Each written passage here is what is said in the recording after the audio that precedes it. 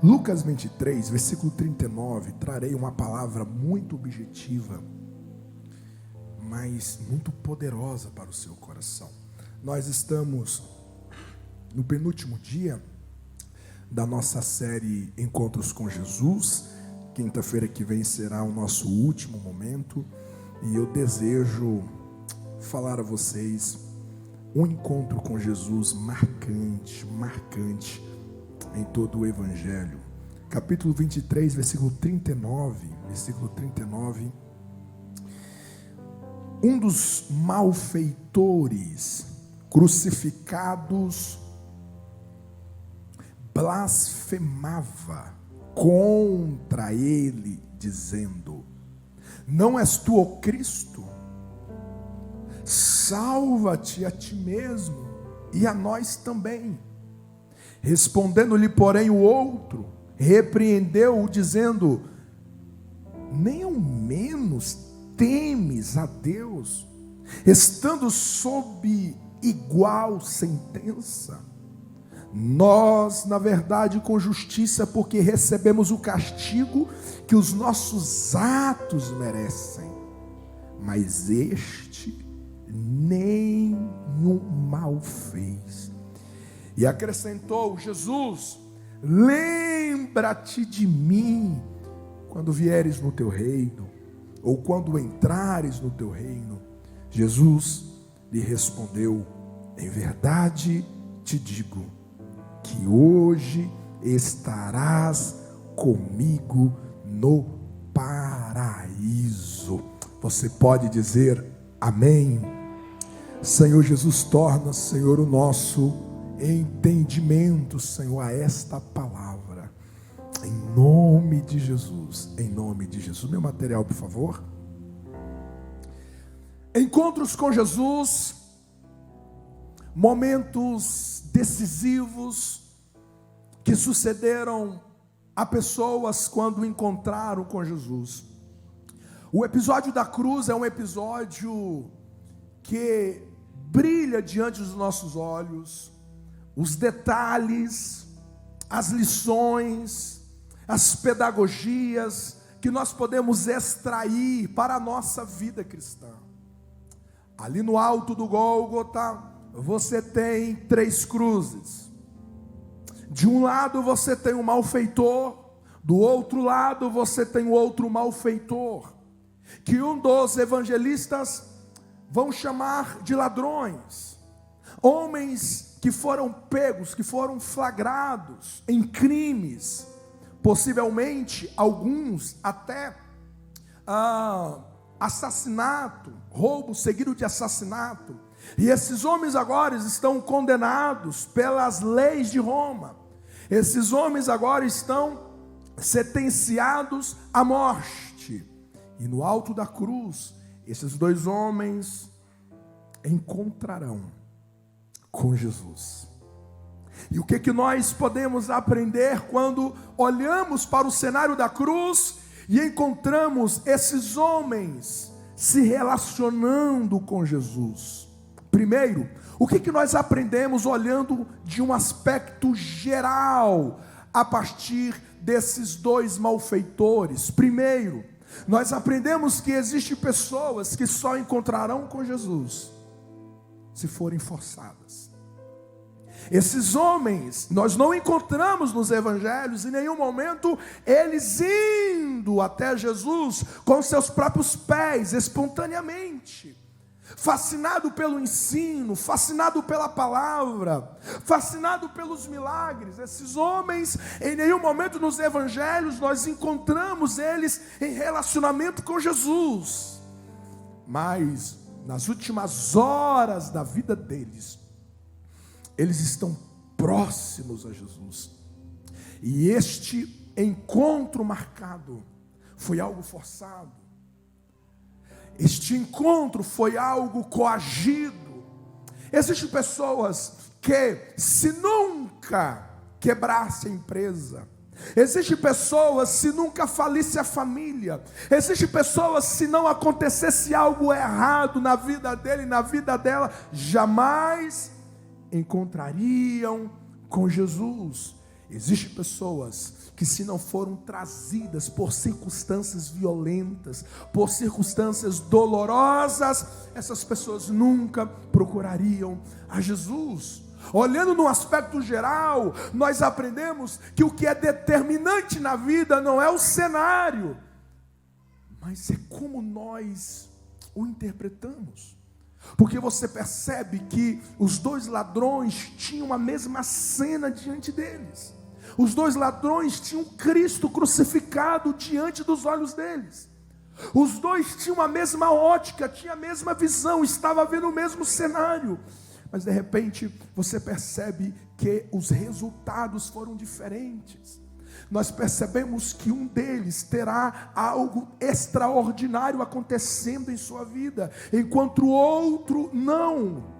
Então a gente percebe que o grande desafio da vida não estão nos cenários, mas como nós interpretamos tudo isso. A interpretação do cenário, a interpretação do dilema, a interpretação do desafio, a interpretação da tragédia, da perda, das portas fechadas, serão determinantes dos movimentos que acontecerão na nossa alma. Esse cenário nos ensina, no aspecto geral, que o teu destino dependerá não do seu dinheiro, não da sua formação universitária. O teu destino, o destino dos seus filhos, dependerá da resposta em que eles darão, em que você dará à pessoa de Jesus Cristo. Nós somos guiados segundo a sabedoria bíblica. E a sabedoria bíblica nos diz que aqueles que acolhem a Jesus terão vida eterna, mas aqueles que rejeitam a Jesus terão condenação eterna. A sabedoria bíblica vai dizer que o meu destino dependerá de como eu olho a Jesus. Existem pessoas que olham para Jesus apenas como um grande psicólogo. Existem pessoas que olham para Jesus apenas como um mestre. Não! Jesus é Deus vivo. Jesus é o Salvador do mundo. Jesus é Deus encarnado, a quem eu devo entregar o meu coração para Ele perdoar os meus pecados e redirecionar todas as coisas na minha vida e na minha história. A maneira como você responde à pessoa de Jesus, a maneira como você acolhe a Jesus, determinará o seu presente e o seu destino. Você me entende? Diga amém. Tendo dito este olhar geral, olhando para os dois juntos, vamos particularizar agora a cada um deles o que nós aprendemos com este que vai relacionar com Jesus de uma maneira insensata, de uma maneira tola. A Bíblia não diz se é o da esquerda ou da direita, né? Há quem diga que tudo que não é bom é da esquerda, né? Não sei, então não vamos entrar nos detalhes, né? Louvado seja Deus. O fato é que um deles se relacionará com Jesus de uma maneira não exemplar. E o que nós aprendemos com isso? Ele encontra com Jesus, mas o seu relacionamento com Jesus é um relacionamento insensato. Em primeiro lugar, é loucura. É loucura você encontrar com Jesus e querer ser salvo à sua própria maneira. Olha as palavras desse homem: se tu és o Cristo, então eu vou te dizer o que você tem que fazer. Se tu és Deus, então eu vou te ensinar como que você deve proceder. Salva a ti mesmo, e depois, claro, você salva a mim. Porque se tu salvar a si mesmo e não salvar a mim, tu não és Deus. Eu não reconheço a tua divindade. Existem pessoas que encontram com Jesus. Ele encontra com o Evangelho através de um encontro de um amigo, através de um culto como esse. Só que essas pessoas estão relacionando com Jesus e eles querem que Jesus faça exatamente como eles esperam. Eles querem ditar: Jesus, se tu verdadeiramente é Deus, então tu me dará essa porta, então tu me dará esta vitória. Então não mexa nos meus pecados, não mexa nos meus vícios, não mexa, não toque. Eu só quero que o Senhor faça isso e aquilo, e de preferência me livra das minhas consequências. Aquilo que eu fui inconsequente, se tu és Deus, me livra disso. Mas lembre-se, é o que eu estou te pedindo aqui. Salva-me dessa situação. Mas não querer ditar para mim, Senhor, que eu tenho de mudar. Deixa eu com os meus amigos, deixa eu com os meus vícios, deixa eu com os meus pecados de estimação. Não deixa-me viver a minha pecaminosidade que me dá prazer. Salva-me, só me mostra se tu és Deus, afetando o que eu quero que o Senhor afete. Não me chama para um compromisso, não me chame para uma renúncia, não me chame para um arrependimento. É uma loucura você chegar diante de Jesus e ditar para Ele como que Ele tem de fazer. Você quer ser salvo do inferno, mas você não quer abandonar o que você precisa abandonar. Você quer ser salvo da condenação eterna, mas você não quer se arrepender. Não, é loucura. Ao encontrar com Jesus, não queira ditar a maneira pela qual Ele tem de te salvar. Chegue a Ele em espírito, alma e corpo e diga: Jesus, salva-me da tua maneira, salva-me da maneira que lhe apraz, porque tudo que eu preciso é de um Redentor na minha vida. Alguém me entende? Diga amém. É uma loucura encontrar-se com Jesus e endurecer diante de Deus por causa da dor. Este homem está sofrendo, é verdade, está doendo, é verdade, mas você percebe que a dor neste homem faz ele endurecer. O sofrimento deste homem faz ele ficar ainda mais insano diante de Deus. Existem pessoas que encontram com Jesus, está doendo demais, passou por um luto, passou por uma tragédia, passou por um alto fracasso, está passando por problemas emocionais seríssimos, e ele reúne toda essa dor, e ele endurece diante de Deus, e ele endurece o coração diante de Jesus. Ele tem dificuldade de crer, ele tem dificuldade de confiar, ele tem dificuldade de se entregar. Não, é loucura. Não deixe que a dor te afaste de Deus. Embora que ele estava geograficamente no mesmo lugar, mas quando ele se relaciona com Jesus, a partir dessa visão, ele está ficando cada vez mais distante da alma. Não deixe que aquilo que aconteceu de pior na sua vida te afaste de Deus. Não deixe que aquilo que não deu certo na sua vida lhe afaste de Jesus. Isso é loucura, isso é loucura, isso é loucura. Esse homem nos ensina que é loucura enxergarmos a vida unicamente a partir dos próprios interesses, porque esses próprios interesses vão me cegar.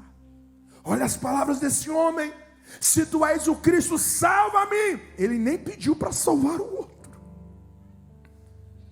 ele quer salvar a sua pele.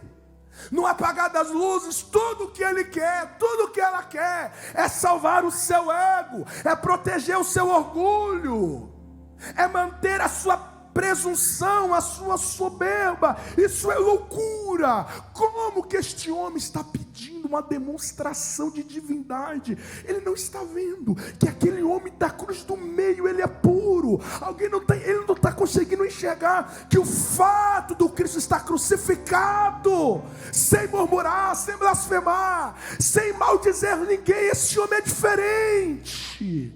Esse homem é diferente. Ele está cego. O amor demonstrado na cruz é insuficiente para ele, porque quem se relaciona com Jesus pensando no seu próprio interesse, ele acha que Deus é insuficiente. Ele pensa que Deus é insuficiente para ele, Cristo é insuficiente para ela. É loucura, é loucura, é loucura. Diante de Jesus, você não deve focar no seu próprio interesse. Talvez você, diante do que você está passando, você esteja perguntando: cadê Deus? Aonde está Deus? Você precisa pedir que o Senhor toque os seus olhos, porque é possível que a dor esteja te cegando. Diante dos seus olhos estava ali a maior demonstração de amor, mas para ele era insuficiente, porque o seu próprio interesse exigia algo a mais. Não tem casamento bom, não tem família boa, não tem pais bons, não tem esposo bom, não tem esposa boa, não tem igreja boa, não tem trabalho bom, não tem emprego bom, não tem cidade boa, não tem país bom. Quando você se relaciona com essas dimensões a partir do seu próprio interesse, sempre você vai pedir algo mais. Porque este ego, ele é insaciável. Ele é insaciável. O próprio interesse deste homem o cegou, para que ele não enxergasse o tão grande amor que estava diante dos olhos dele. É loucura. É loucura. Mas eu termino dizendo que se existem pessoas que encontram com Jesus e as suas vidas não são transformadas, é verdade. Existem pessoas que frequentarão igrejas durante muitas vezes, mas essas pessoas nunca terão as suas vidas radicalmente transformadas. E não é por causa de Jesus, é porque a maneira como elas responderam a Jesus foram de maneira muito insensata, de maneira muito egocêntrica. Ele queria que o mundo girasse ao seu favor, e o Evangelho vem quebrar tudo isso. Mas existem pessoas que encontram com Jesus, mas quando elas encontram com Jesus, tudo muda. Quem já encontrou com Jesus e teve tudo mudado na sua vida? Levante a mão, diga amém. Este homem olhará para Jesus e nos ensinará, em primeiro lugar, o melhor lugar para você viver suas dores é perto de Jesus. Se este homem é crucificado longe de Jesus, este homem morreria condenado, este homem morreria da pior maneira possível do lado de dentro. Mas este homem está vivendo as suas dores perto de Jesus, e quando as suas dores se encontram com Jesus, com seu coração quebrantado, essas dores são ressignificadas, essas dores ganham novas tonalidades. Quando você sofre perto de Jesus, você nunca sofre como você sofreria longe dele. Quando você traz o seu problema, você traz o seu dilema, e você coloca diante de Jesus, você coloca diante do altar, existe algo sobrenatural que vem ao teu encontro e que movimenta a sua alma, porque ninguém traz as suas dores diante de Jesus e permanece do mesmo jeito. Diga para quem está ao seu lado: traga o seu sofrimento para perto de Jesus. Traga o seu sofrimento para perto de Jesus. Traga. Este homem nos ensina que é sábio você ser guiado pela verdade que Cristo é inocente na minha história. Nós estamos aqui porque merecemos, mas este homem nenhum mal fez. Você sabe o que o diabo tentará te convencer no momento da sua maior dor? Que Deus foi injusto com você. Que na verdade Ele é culpado do que está acontecendo na sua vida. Porque se Ele tivesse te obedecido quando você clamou por Ele, as coisas não teriam chegado onde chegou. Aí de repente, nós transformamos Deus no vilão da nossa história. Nosso casamento chegou onde chegou. A minha situação emocional chegou onde chegou. A minha angústia chegou aonde chegou. O meu desânimo, o meu desalento, os meus sonhos morreram por causa de Deus. Aonde está Deus? Cadê o Deus Todo-Poderoso? Sabe o que Satanás já convenceu este coração? De que Deus é o vilão da sua história. Este homem está sofrendo. E ele chama a responsabilidade e diz: eu estou aqui. Não é por causa de Jesus. Na minha história, Jesus é inocente. Na minha história, Deus é inocente. Deus é inocente na minha história. Ou eu estou vivendo uma fatalidade da vida por um mundo caído, ou eu estou colhendo coisas que eu decidi. Mas Deus, Ele é inocente na minha história. Você pode dizer isso comigo? Diga: Deus é inocente na minha história. Então não faz sentido, na hora da minha dor, eu me afastar de Deus, eu dar as minhas costas para Jesus. Não faz sentido, na hora da minha dor, eu liberar palavras de murmuração diante de Deus, porque Deus, Ele é inocente na minha história. Ele é inocente na minha história. Não deixa que Satanás te convence que você chegou aonde chegou, tendo Deus como vilão da sua história. Você me entende? Diga amém. Eu vou terminando dizendo que este homem nos ensina que a sentença dos homens muitas vezes não são sinônimas das decisões dos céus.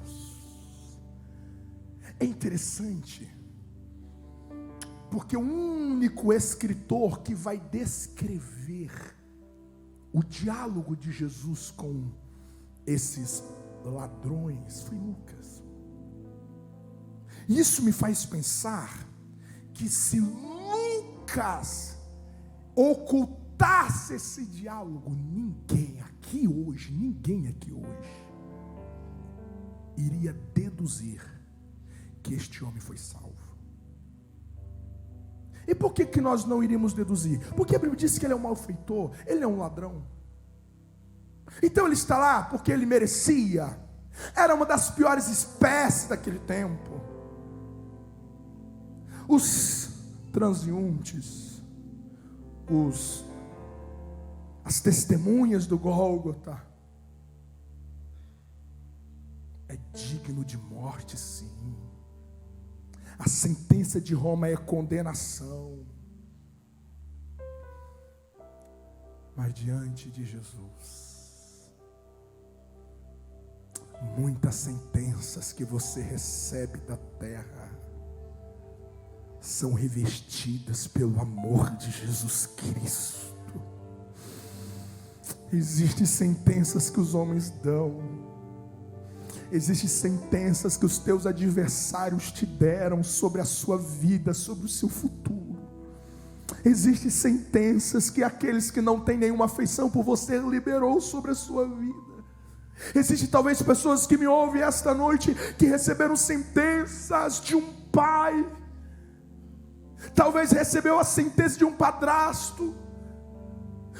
Recebeu sentença de uma mãe, de uma madrasta que nos seus momentos de insanidade liberaram palavras que nunca iriam prosperar, que nunca iriam dar certo na vida, que nunca viveriam para construir um lar, que casariam com alguém semelhante a ele, semelhante a ela. Foram liberadas sentenças sobre as suas histórias, até você encontrar com Jesus, porque quando Jesus entra na sua história, as sentenças são revestidas para a glória de Deus. Quem recebe esta palavra, aplauda Jesus esta noite. Nem sempre as sentenças dos homens correspondem com as sentenças da terra, dos céus. Nem sempre. Às vezes os homens dizem: não tem jeito, não tem perdão, não tem oportunidade, não tem jeito. E o céu diz: tem jeito. Quem encontra com Jesus, as sentenças podem ser mudadas. Se crê nessa palavra, diga amém. Nunca aceite as sentenças dos homens como definitiva em nenhuma área da sua vida. As maiores transformações do ser não são externas. Não são. Talvez é aqui que você está confuso. Talvez aqui você está confusa, porque você vem em campanhas, você tem congregado aqui há tanto tempo, e você olha nos cenários externos, e a impressão que você tem é que as coisas continuam do mesmo jeito. Olha para este homem da cruz, ele continuou crucificado, sim ou não? Sim ou não? Ele continuou com dor, sim ou não? Ele continuou sangrando, sim ou não? Ele continuou no mesmo lugar, sim ou não? Mas algo mudou dentro dele. Algo foi transformado dentro dele. Ele não morre semelhante ao outro. Externamente sim, mas internamente ele recebe o perdão dos seus pecados. Internamente ele recebe paz. Internamente ele recebe a alegria da salvação. Internamente ele recebe a promessa que ele estaria no paraíso ainda aquele dia. Abre os seus olhos, porque o diabo quer que você cega diante do que Deus está fazendo na sua vida. Talvez, se você prestar atenção, Deus já está agindo dentro de você. Ele está agindo na sua fé, Ele está agindo no seu caráter, Ele está agindo no seu temperamento. E o diabo quer plantar na sua mente que Deus não está fazendo nada, porque à sua volta as coisas permanecem inalteradas. E Jesus está dizendo: olha para dentro, olha a paz que eu estou gerando em você, olha o perdão que eu estou liberando para você, olha a força que eu estou lhe dando para perseverar, olha a graça que eu estou te entregando para você atravessar essa tempestade. Abre os olhos e veja o que Deus está construindo dentro de você. Deus está trabalhando a sua espera, Deus está trabalhando a sua paciência, Deus está trabalhando o seu perdão às pessoas, Deus está trabalhando o seu egoísmo, Deus está trabalhando algo lá dentro da sua alma. Do lado de fora parece que está do mesmo jeito, mas aqui dentro eu tenho certeza que eu não sou mais o mesmo, eu não sou mais a mesma. É por isso que nós falamos todas as quintas-feiras que no final de uma campanha é possível que em algumas realidades as coisas permanecem as mesmas externamente, mas nunca internamente. Deus está em movimento dentro de mim. Existe algo que está acontecendo dentro do meu coração. Eu não sou mais o mesmo homem, eu não sou mais a mesma mulher, eu não sou mais o mesmo pai, eu não sou mais o mesmo marido, eu não sou mais o mesmo funcionário, eu não sou mais o mesmo patrão. Eu não sou mais o mesmo, porque existe um movimento de Deus dentro da minha alma. Quem recebe esta palavra, diga amém. E eu termino dizendo: a fé que transforma exige confiança na promessa, apesar das trevas circunstanciais. Jesus prometeu para ele: ainda hoje você vai estar comigo no paraíso. Mas depois que Jesus faz a promessa, a Bíblia diz que Jesus grita: Deus meu, por que me desamparaste? Eu tenho sede. Aquele homem que me prometeu a eternidade, aquele homem que me prometeu o paraíso, agora está se sentindo desamparado. E agora, o que vai acontecer com a minha promessa? E para se juntar tudo isso, trevas por 3 horas. Quem encontra com Jesus precisa ter uma fé que exige você continuar crendo, mesmo quando as trevas te cobrem. Dá uma sensação que depois da promessa as coisas pioraram. Dá uma sensação que depois que você encontrou com Jesus, as coisas se complicaram. Dá uma sensação que depois que você iniciou o propósito, as coisas ficaram mais complexas. Dá uma sensação que as coisas estão indo cada vez pior. Mas quem encontra com Jesus, ele tem uma fé, ele tem uma confiança na promessa. Não importa se é o sol do meio-dia ou se é as densas trevas da madrugada, se ele disse, eu viverei essa promessa. Se ele disse, eu viverei esta palavra, independente das trevas que me rodeiam. Você encontrou com Jesus? Você precisa viver essa fé.